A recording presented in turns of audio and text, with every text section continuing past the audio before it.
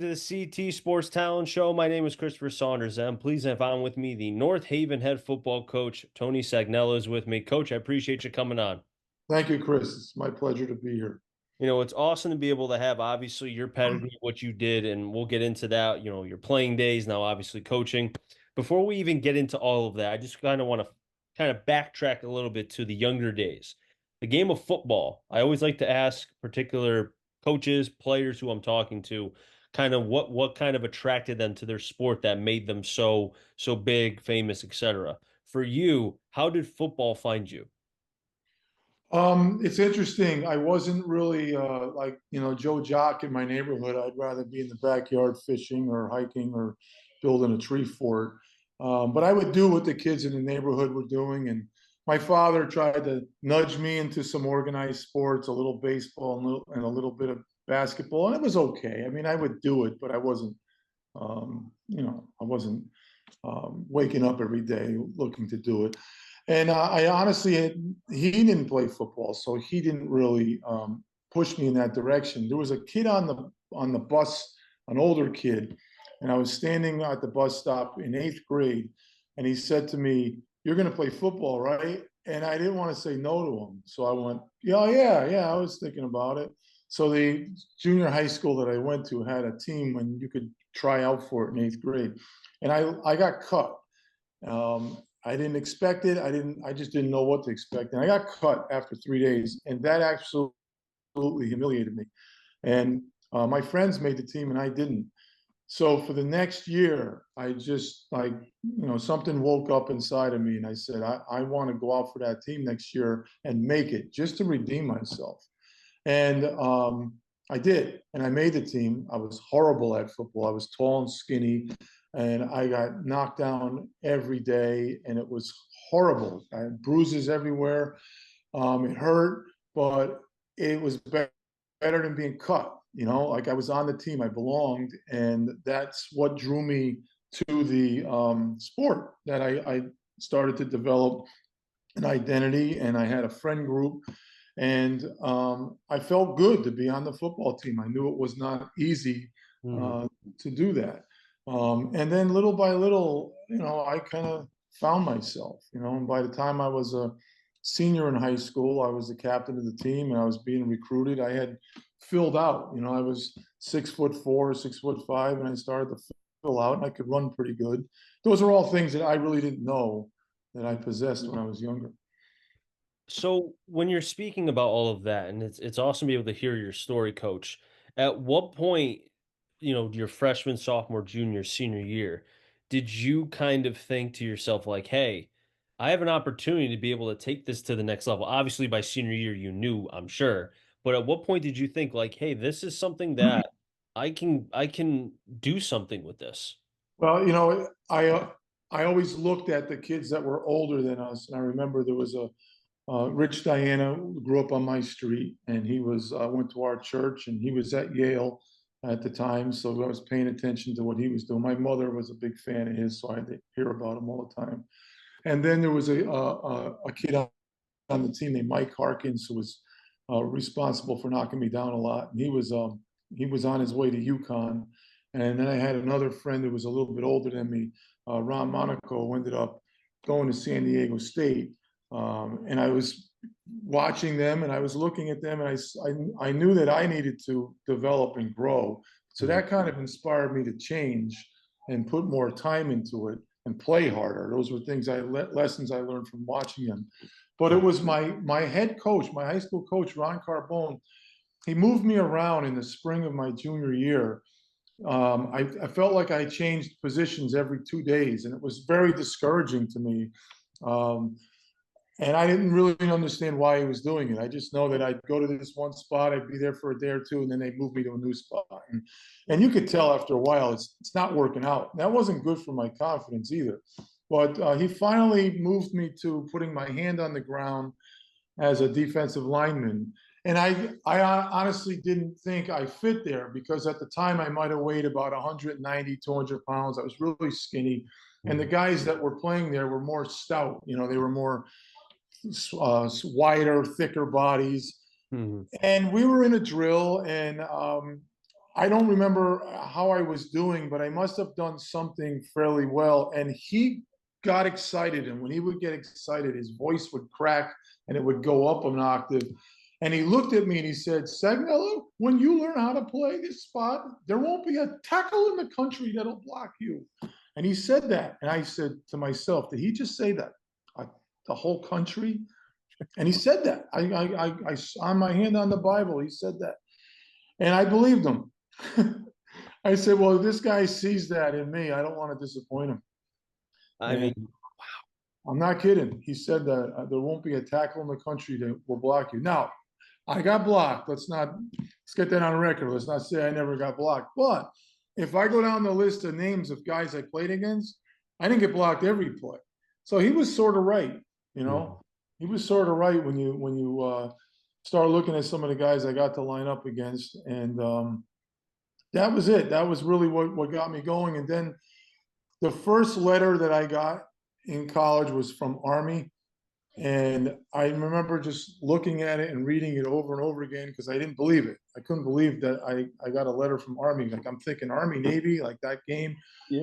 Then there was more letters to follow, and then coaches started coming in the building, and before you know it, I'm taking recruiting trips, and when you go on the trips, now you're meeting these guys that are either in the NFL or that they are on their way to the NFL, and the colleges are very good about promoting that. So then you start to say, well, there's the blueprint, there's the road, and I just have to, work hard, stay focused, and stay healthy, and that's it. That's how How it did goes. you handle that, coach? I didn't mean to cut you off. How did you handle, because you strike me as the kind of guy that less attention is better, like you said. You'd rather go fishing and build a tree and maybe, or not build a tree, but take a tree and build a house or build three houses. Like you'd rather go do that.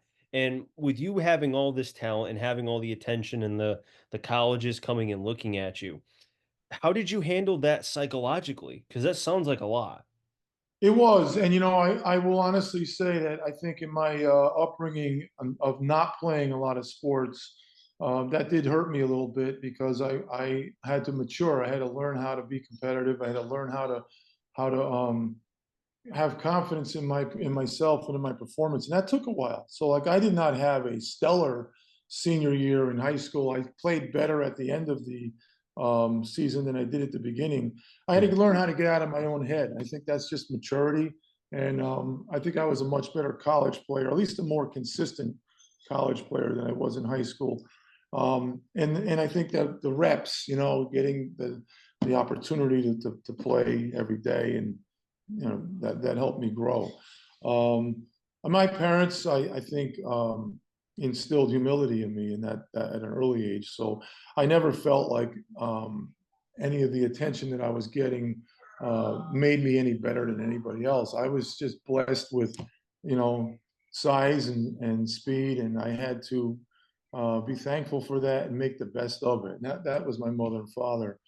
And then I had great role models in the players that I mentioned earlier, and I wanted to be like them. I aspired to do what they were doing, and then I had a coach that believed in me and inspired that belief that I probably didn't have at the time in myself. So, and I think a lot of that, if you look at, not to jump ahead of you, but Yeah. what I do now is kind of what I do. I try to inspire humility and inspire them to be great at something. It may not always be football, but it's something, and work real hard at it and believe in yourself. That's kind of what high school coaches do, I think. Well, I can tell you, you've obviously inspired not just the program at North Haven, but also the school and also probably the community, the town, everything else. And we'll get into that a little bit later on. I want to hit on the college aspect. When you finally chose a home, what made you choose the school that you did? And what was it like stepping on campus knowing that I'm not in high school anymore? I'm facing the best of the best here now in every position. Well, I had several offers. I narrowed it down to four. I took four visits. Back then we were allowed six, and honestly, after four, I was exhausted. I didn't want to take any more visits. So I had it narrowed down to Syracuse, Boston College, Rutgers, and San Diego State. And again, you might say, why that far? Well, my good friend was there, and they were so happy with him that they recruited me. And it's, how do you pass that up? They're going to fly you to California as a 17-year-old. You're going, you know what I mean? So, and I honestly, I was really blown away when they offered me a scholarship. And I came home and I wanted to go there. And my parents, my father didn't talk to me, and my mother cried. And they were smart. They brought my high school coach over, and he kind of brought me to tears, and talked some sense into me. And it was a good thing he did that, because my good friend ended up transferring, and I would have been stuck in California by myself. So what led to Rutgers was George DeLeon. I'm not sure if you're familiar with that name. George is, recently passed away, but he had a tremendous impact in college football, but really in the New Haven area, the Connecticut high school football. Was a long time coach with Paul Pasqualoni at Syracuse and at UConn and a few other stops in the NFL. He was close with my high school coach, and I think that just made me trust him. I think with all the handshaking and glad handing you're getting as you're going around on these trips, you really don't, you're listening, but how do you know if they're telling you the truth, Mm-hmm. And I just felt a trust from George DeLeon, and I knew once I got to that point, I was going to end up at Rutgers, and that's where I decided to go. And I never looked back. At that point, it was okay. You made the choice. Now go do it. When you were at Rutgers, coach, did it ever cross your mind? Because I know, the percentages from going from high school to college is especially Division One. The percentages are low. When you go from college to the pros, it's like one in like not a Less than million, one but it's percent. high. Yeah, I think it's less Yeah, than 1%. And exactly. So like going through that, coach, did you ever think about, you know what, if I make the NFL, great. If not, then it's time for me to get a big boy job, and football was fun, you know? well, I wish I did think like that. I think that's where, being a little immature and being stubborn. I think it's a strength and a weakness. So Mhm. I felt that if I put my mind to it, I was going to be able to do it. Um, and I felt like, when I came out of high school, that I worked myself into a spot to get opportunities to further my playing career, and I got to play at a higher level Mhm. than most people got an opportunity to do. And I wasn't afraid. I was never afraid to work at it, almost to a point of obsession. It was, I wake up in the morning and the first thing I think about was when am I working out? What am I doing today? And a lot of that was, again, inspired by my high school coach and inspired by the guys that I had tried to emulate, because they were doing the same thing. So I just felt the blueprint was in front of me. It was up to me Mhm. to pursue it. And when I got to Rutgers, the same blueprint was there. I was able to spot immediately the guys that I wanted to be like, and and I was very happy that it was easy to kind of to see because of the leaders that I saw in high school. Mhm. Um, Fear too. I want to say I was afraid to fail, so I didn't want to disappoint the people back home. So whenever I was, wavering with, making the effort or putting in the time, I would remind myself that if I don't try my hardest, that I'm going to fall flat on my face. So, there was that fear factor for a while there as well. Talk to me, coach, if you can, about being at Rutgers, obviously being in the Big Ten. You're facing a lot of good competition. Obviously, Michigan State, you have Michigan, Ohio State, Northwestern, the whole nine. At what point, coach, did the attention of the NFL scouts start to come your way? When did they start noticing you? Well, they were there right out of the get go. The first spring that I went through, you would see them at certain workouts. They would show up, and they didn't do like back. I'm 60 years old now, so they didn't have like pro day like they do now. Although I did go to the combine, I got invited to the combine, which was in New Orleans in 1986. They were there, and after a while. you'd start to recognize the faces. They would be at practice, and I would say probably around my junior year was when they would start to call you by name. Like if you were walking off the field, they might walk over to you and just say hello to you and ask you a couple questions or something. Nothing really too in depth, but I remember there was a guy from the Chargers always there. There was guys from Dallas. No, I'm sorry, the Giants, Mhm. um, and you just kind of got used to it. It was part of the environment, and there was always guys older than you that were heading out. So, like my freshman year, Bill Bickel was a second round pick, and he played, I think, 13 years in the league. You had Keith Wetzel, Jimmy Dumont, Carl Howard, guys like that. They were so you watched them go through it, and then it became your turn. That's just how it was. So, Coach, when you had the opportunity and Washington was able to kind of be your home at the time, the Washington Redskins, how did that transpire? And who did you speak to first? Was it Coach Gibbs at the time? Who'd you speak to first? Charlie Casserly was the person that handled all the rookies that year. I came in and I actually had to go through a physical first before they put a contract out. I hadn't realized. I mean, I knew I had the injury, but I didn't realize that I was flagged for it. I Mhm. had a neck injury in my senior year, and that led to like strength loss in my right arm for a while. And at the combine, I got flagged for that. So I had to go down. They flew me down just for a physical. It was so weird. Like you get a phone call, there's a plane ticket at like US Air, at gate, whatever, and you need to be on it.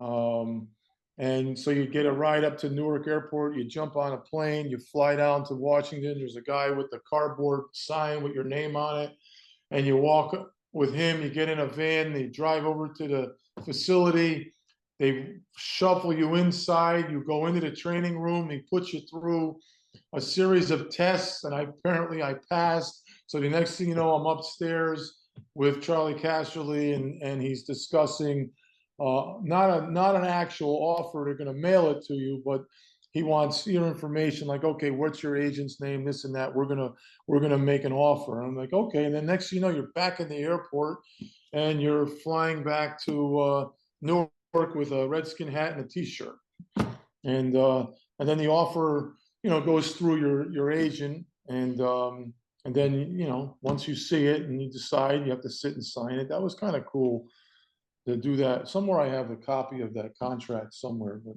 sit at my mother and father's kitchen table and sign that was kind of neat, you know. So that's how that arrived, and then you're just going through all the events you got to go through, the mini camps, the training camps, and Mhm. uh, I didn't have a lot of interaction with Joe Gibbs until, believe it or not, until they cut me. And that was like one of the first days that he talked to me. I was like, I couldn't believe him. He's walking off the field and he yells across the field, "Hey, Sag, when you get a minute, when you get showered, come up to my office." And I'm like, that can't be good, you know? And I had a feeling because, when they did most of the cutting in training camp, they came at your door. You'd hear the keys at 6 in the morning. So I went through a couple of roommates, and I had survived training camp, and we had broken camp, and we were back in DC. And they had Dexter Manley had held out for a contract reasons that entire preseason. And I forget what we started with, something like 22 defensive linemen, and they were going to keep 7. And we had just come back from a preseason game with Tampa Bay, and we were getting ready to play our final game, and it was like a Wednesday, and I'm in the training room, and the game was on Friday. So then they would make the final cuts on that weekend. And I'm in the training room in the morning before meetings, and I'm reading the newspaper, and it says Manley signs will return to practice today. And I'm like, huh. And I'm counting heads, and I'm going, all right. including Dexter Manley, I'm number 8. And I'm like, I wonder what's going to happen. I said, well, maybe they'll keep 8. I'm trying to be an optimist. And I go to practice, and I'm having a pretty good practice. And my defensive line coach is treating me differently. I'm very sensitive to that. I think that's helps me as a coach, that I'm perceptive, and I'm like, he's just talking to me differently. There's some different energy. Mm-hmm. And then when practice ended, we come together, and he says what he has to say, and we put our hands in and we break. And as I turn to walk, he calls my name, and I'm like, oh no.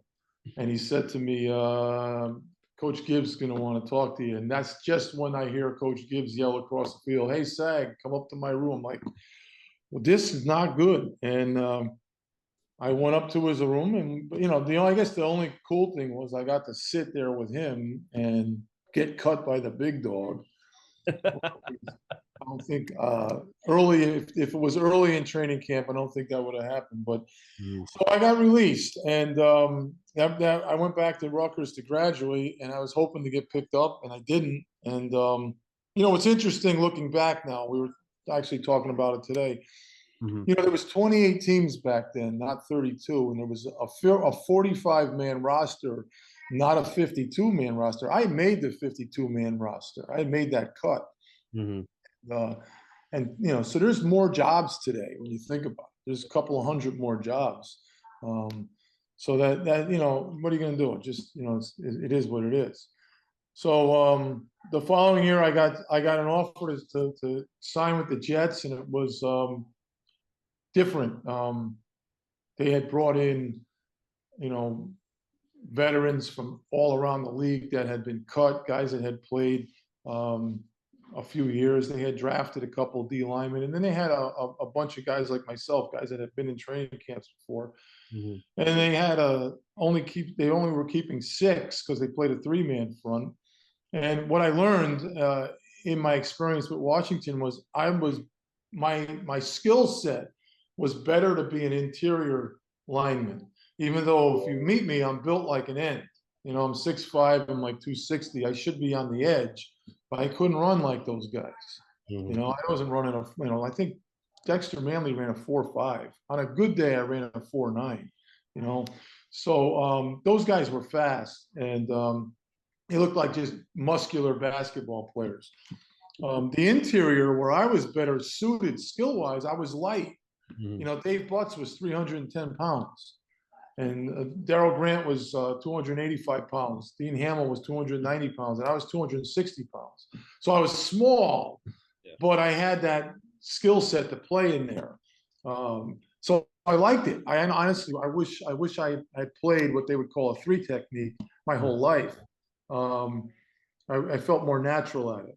But when I got to the Jets, they made me an edge guy, and that was not good. Not at that level. That's like putting a station wagon with a Porsche. I didn't belong there. So that ended, and I thought that was it. That was a dejecting experience emotionally. And I went home and just went to work. I wasn't sure what to do. I had my degree. I wasn't sure what I wanted to do yet. So I was doing what I knew how to do, which was work construction for my neighbor just to try to make some money. And I stopped working out, which is the only regret I have. I don't have too many regrets, but I wish I stayed in shape, because I had no idea I would get a call in September. I just wish I kept my weight up and I exercised, and I didn't do it. I dropped 25 pounds very quickly because you're in top shape, and I wasn't eating a lot. Didn't feel like eating, and just working. And the strike came, and I remember exactly what happened. I remember Charlie Casserly telling me how serious they were about it and how they were trying to put together the best team they could. And I knew the system, so they wanted me to play.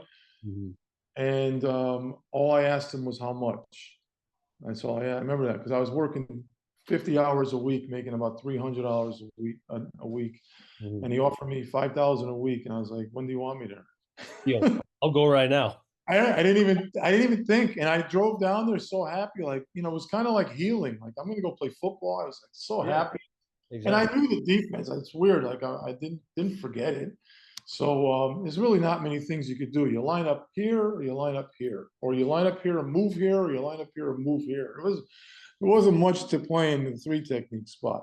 So I showed up and I was thrilled. There was a bunch of guys there that I knew from the experience, and I was excited to go do it. And I stepped out of the hotel, and there was armed guys in army fatigues with M16s by our bus, and the state police was there. And I'm like, why are they here? And I had arrived a couple days after some of the other guys, so they're like, oh, the picket line's a little violent.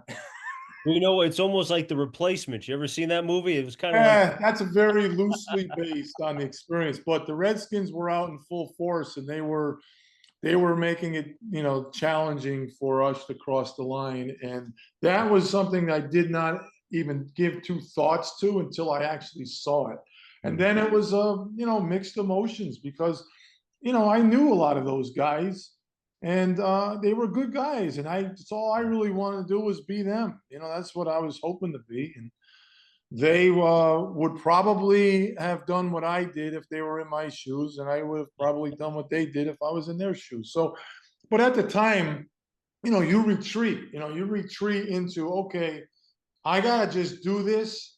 I'm not walking away from it, and I gotta ride it out as long as it can go. Now, I didn't have any um, illusions that I was going to stick around for long. I just wanted to stay as long as I could. I felt that, well, at the time, we didn't know they would extend the rosters after the strike. So we didn't know that. But as the strike went on, we started hearing that the NFL was going to expand the team rosters by 10 or 12. And I looked around the team and I'm like, well, I'm not the best guy in this team, so I'm not going to get kept, and nor should I because I'm yeah. underweight. I remember the strength coach, Dan Riley, the first day I arrived, I walked out on the field Mhm. and he looked at me and he's like, I know they don't promote steroids, but he made a needle motion at me. He said, come see me after practice, like laughing. And I said, yeah, okay. Like, I had never done that in my life. I wasn't about to do it then. Even I took it as he was playing around, but he was commenting on how skinny I got, you Mhm. know. And it was another interesting. There was a kid named Teddy Karras. You ever hear of Alex Karras? No, no, I haven't. Alex Karras, well, in the '80s, I'm a lot older than you. He was on a TV show called Webster, and Okay. Alex Karras, if you ever saw the movie Blazing Saddles, he was Mongo. He was the guy that punched the Yes. the Yes. horse. He was a Yes. former Yes. There was All-Pro. somebody on the Bears. There was somebody Yeah, on he played the for the nickname no, he Mongo. played for the Lions. Yeah. His brother played for the Bears, and his Okay. brother's son, Ted Karras, was on the team with us. Teddy had played at Northwestern. Okay. So I guess when the word got out that I was coming back, Hmm. some of the guys that I was in camp with the year before that had also returned were Hmm. talking. They were saying, "Oh, Sagnella's coming back." They must have said I was a pretty good player. Hmm. And I get there the first day, and I'm sitting in my locker putting my shoes on, and this guy who I never met is sitting across from me, staring at me. And I'm like, "What's his problem?" And it was Teddy Karras, who turned out to be really a good guy. But he's looking at me and he's going, "You're Sagnella?" And I go, "Yeah." He goes, "Thought you'd be bigger." And he walked out. Like I was like, "Oh, I'm sorry to disappoint you." Coach, I don't mean to cut you off, but we're running out of time here. We got less than 2 minutes. Go ahead. But I think I got to get you back on because we didn't even hit on North Haven yet. So I got to get you back on then. This happened to the guys on Game Time, Hey, and you know what actually, though? I get that. Sean recorded me, and well, Sean interviewed me and forgot to hit record. And they called me back after the interview and said, "I'm so sorry. We're going to have to do this again, just not till next year." Yeah. They ended up doing it the following year, but You know what? That means I'm gonna have to get you back on. I'll get you back on before next year happens. I promise. whatever you want to do. I don't mind talking football. This is good. I thought this was a lot of fun, Coach. I really appreciate you being able to take some time out, and I look forward to being able to have you back on the pod. Anytime, Chris. Thank you so much. No problem. That wrap things up here in the CT Sports Talent Show. Next time, stay safe. Remember, CT stands for Connecticut Talent. Enjoy finding them all. Do this to everybody, and be well.